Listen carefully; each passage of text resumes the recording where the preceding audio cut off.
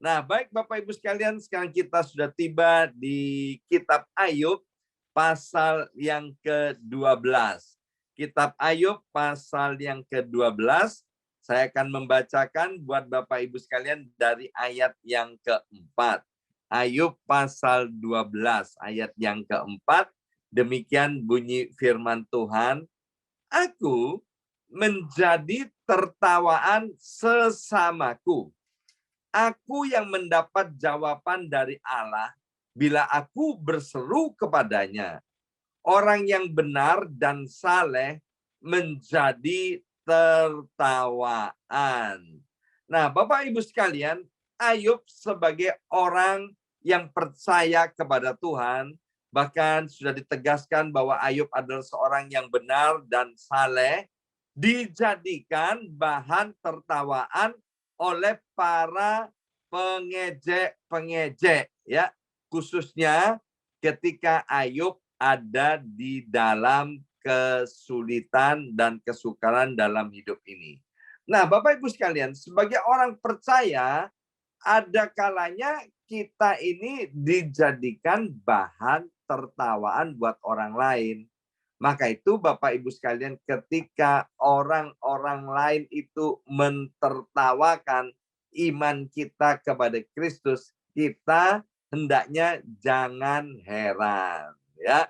Karena sudah zaman perjanjian lama, orang-orang yang percaya kepada Tuhan itu akan mengalami yang namanya tertawaan, bahkan dijadikan bahan olok-olok, khususnya ketika kita ada di dalam keadaan yang terpuruk.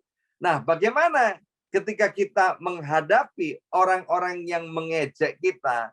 Respon kita itu sangatlah penting. Jadikan setiap bahan tertawaan itu bensin, ya, atau bahan bakar yang justru akan memberi kita semangat untuk semakin cinta kepada Tuhan dan berprestasi secara cemerlang. Justru jangan sampai ketika orang-orang mulai mengejek kita, menjadikan kita bahan tertawaan, kemudian kita malah undur daripada Tuhan. No, kita harus terus bersemangat, ya. Dalam hidup ini Bapak Ibu sekalian, ya, saya juga pernah mengalami hal-hal yang seperti ini. Ibu Yongki juga pernah mengalami hal-hal yang seperti ini. Ketika kami pertama kali menjadi orang percaya kepada Tuhan, maka keluarga besar marah dan kemudian menjadikan kami ini bahan olok-olokan, bahan tertawaan, ya. Kita sering mendengar, makan lu itu gereja, makan lu Yesus lu, makan lu kebaktian, ya kan? Itu kan bagian dari bahan tertawaan orang-orang kepada kita. Maka itu Bapak Ibu sekalian, ketika orang-orang mulai mengolok-olok kita, jangan sampai iman kita menjadi kendor, ya. Karena orang lain itu tidak mengerti, Bapak Ibu sekalian, apa yang sedang kita alami. Karena Tuhan berkata, antara gelap dan terang itu tidak bisa bersatu. Jadi yang pertama Bapak Ibu sekalian, ketika ada orang-orang yang mengolok kita, menjadikan kita bahan tertawaan, maka hal itu akan harus menjadi bensin atau bahan bakar buat kita untuk semakin maju, dan biarlah itu dijadikan bahan batu loncatan buat kita untuk kita semakin bergairah dan semakin menyala-nyala kepada Tuhan, ya. Sekarang seluruh dunia mengalami COVID-19. Ya, banyak anak-anak Tuhan, ya, saya rasa hampir semuanya yang berdoa minta supaya pandemi ini segera selesai. Kita berdoa di dalam nama Tuhan Yesus, minta supaya COVID ini sudah segera tidak ada lagi di atas muka bumi ini. Hampir 2 tahun loh kita berdoa untuk hal seperti ini, ya kan? Dan kayaknya doa-doa kita ini, hamba-hamba Tuhan, baik yang ada di BMC New York maupun yang ada di seluruh dunia, sepertinya tembusnya kena kepada langit yang tembaga, ya kan? Kayaknya nggak sampai kepada Tuhan. Akibatnya apa? Bahkan ada orang-orang yang sesama Kristen, orang-orang percaya juga mulai mentertawakan. Mana itu Tuhanmu? Ya kan? Apalagi kemudian orang-orang yang di luar Tuhan. Apakah hal ini kemudian memadamkan semangat kita untuk kita tidak berdoa? No. Kita akan terus bergairah, kita akan terus berdoa kepada Tuhan, kita akan terus mempertahankan iman kita kepada Yesus Kristus Tuhan.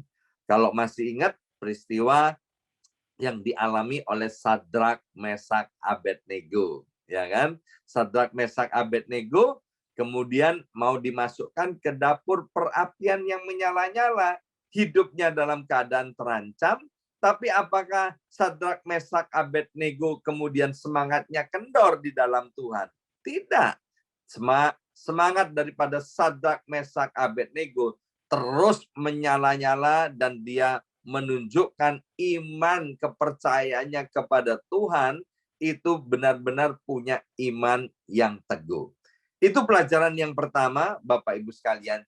Jadi kalau ada orang-orang mentertawakan kita, kekristenan kita, atau iman kita, jangan sampai kita sakit hati atau kecewa. Tapi beresponlah dengan benar. Jadikan tertawa itu bahan bakar dan batu loncatan buat setiap kita. Yang kedua, dari Ayub pasal 12 ini kita akan pelajari dari ayat yang ke-24 dan ayat yang ke-25. Ayat 24 dan ayat 25, demikian bunyi firman Tuhan, dia menyebabkan para pemimpin dunia kehilangan akal dan membuat mereka tersesat di padang belantara yang tidak ada jalannya. Mereka meraba-raba dalam kegelapan yang tidak ada terangnya. Dan ia, huruf besar, membuat mereka berjalan terhuyung-huyung seperti orang mabuk. Nah, apa yang dimaksudkan dengan dua ayat ini oleh Ayub? Ayub mau menegaskan bahwa tidak ada seorang pun di atas muka bumi ini, di bawah kolong langit ini, sekali lagi, Ayub mau menegaskan bahwa tidak ada seorang pun, ya benar, tidak ada seorang pun di bawah kolong langit ini, di atas muka bumi ini, yang memiliki hikmat, ya, kalau bukan dari Tuhan. Maka itu Bapak Ibu sekalian, kalau kita kemudian berprestasi, kita menjadi orang yang pandai, yang pintar, penuh hikmat, itu harus kita sadari bahwa semuanya itu datangnya dari Tuhan, ya. Saya kenal seorang hamba Tuhan yang dapat dipercaya, ya. Dia pernah bersaksi begini, Bapak Ibu sekalian, bahwa di masa mudanya dia adalah seorang pelajar yang super duper cemerlang dan otaknya encer, ya. Dosennya itu ngajar apa, ya, dia bisa langsung rekam di dalam otaknya ini. Dia bisa nangkep semua yang diajarkan. Dan kemudian ketika tes, ya, dari satu semester kepada semester yang lainnya, dia selalu nilainya hampir sempurna. Itu selalu. Selalu dan selalu dan selalu, ya. Dan kemudian ketika ujian akhir, ya, untuk kalau di Indonesia itu kan ada yang namanya ujian terakhir, harus menghadap dosen, ada acara tatap muka, ya. Dia ini yang selalu berprestasi tiap semester, itu kemudian waktu ujian akhir tatap muka, itu orang Indonesia bilang gatot atau gagal total, ya. Mengapa? Pertanyaan-pertanyaan yang begitu mudah yang seharusnya bisa dijawab hari itu, dia itu bilang blank, ya kan? Semuanya tidak bisa dijawab. Dan kemudian dosennya terheran-heran. Duh, kamu ini setiap semester hasilnya sangat meyakinkan. Tapi sekarang ini waktu ujian, kok kamu tiba-tiba blank, kamu enggak bisa jawab sama sekali. Ya, maka kemudian dosennya dengan sepakat memberi kesempatan sekali lagi untuk teman saya ini boleh ikut ujian lagi. Ya, ini dosennya luar biasa. Kemudian ditetapkan harinya dan kemudian teman saya ini Bapak Ibu sekalian nangis ya. Pulang ke rumahnya dia nangis. Dia bilang, Tuhan ampuni, aku memang merasa sombong ya. Aku merasa hebat, aku merasa bisa ya, dan aku melupakan Engkau. Dia nangis dan dia bertobat di hadapan Tuhan. Dia bilang, Tuhan aku sadar sekarang bahwa kalau Tuhan tidak memberikan kemampuan, maka aku tidak bisa apa-apa. Maka itu Bapak Ibu sekalian, mari kita ini punya talenta apa ya? Mungkin kita dengan talenta, dengan kepandaian, dengan prestasi yang kita buat Tuhan angkat hidup kita. Tapi jangan pernah kita melupakan Tuhan ya. Semuanya itu datangnya dari Tuhan. Nah, hari ini kalau kita melihat ada penemuan-penemuan medis atau penemuan-penemuan obat-obatan ya yang begitu luar biasa, kalau kita pergi ke apotek atau farmasi, di situ kita melihat macam-macam obat ya. Itu percayalah Bapak Ibu sekalian bahwa yang membuat obat-obatan itu datangnya daripada Tuhan. Kemudian kemajuan di bidang teknologi, ya kan, kemudian kemajuan di berbagai bidang yang dicapai oleh manusia, semuanya itu kalau tidak Tuhan yang mengaruniakannya, maka itu tidak akan pernah ada dan terjadi ya. Masih ingat bahwa manusia itu semuanya penuh dengan keterbatasan, tapi Tuhanlah yang menyebabkan manusia yang terbatas itu menjadi tidak terbatas. Jadi Ayub mau mengingatkan kepada kita melalui kitab ini ayat yang ke-24 dan ayat yang ke-25 dikatakan bahwa mereka meraba-raba di dalam kegelapan, tidak ada terangnya ya. Jadi manusia itu tanpa Tuhan seperti orang yang berjalan di dalam kegelapan. Maka itu Bapak Ibu sekalian, mari biarlah segala kepandaian, segala hikmat yang Tuhan sudah berikan kepada kita, ayo kita persembahkan kembali untuk kemuliaan nama Tuhan. Jangan sampai ada di antara kita yang membusungkan dada, memang aku hebat, memang aku keturunan orang pinter, memang karena aku rajin. Ya, memang perlu kita rajin, kita perlu belajar, kita perlu kerja keras, itu adalah bagian kita. Tapi kalau Tuhan yang tidak memberikan semuanya itu, maka sia-sialah hidup kita. Nah, hari ini kita sudah belajar dua hal. Yang pertama, kalau kekristenan kita menjadi bahan tertawaan, menjadi bahan olok-olokan, mari kita harus berespon yang benar.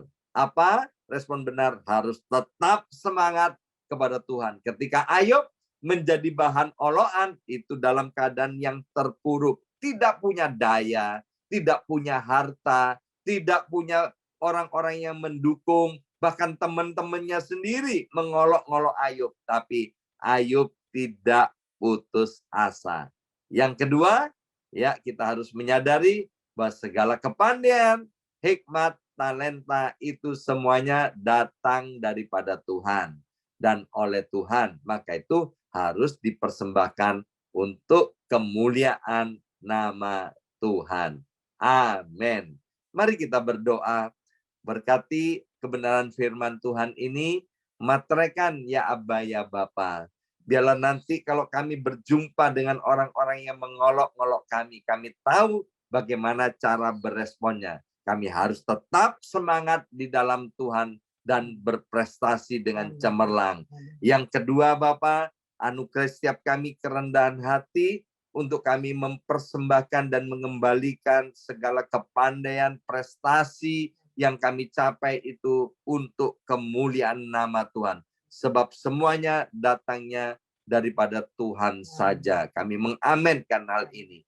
Dalam nama Tuhan Yesus kami sudah berdoa. Haleluya. Amin, amin, amin.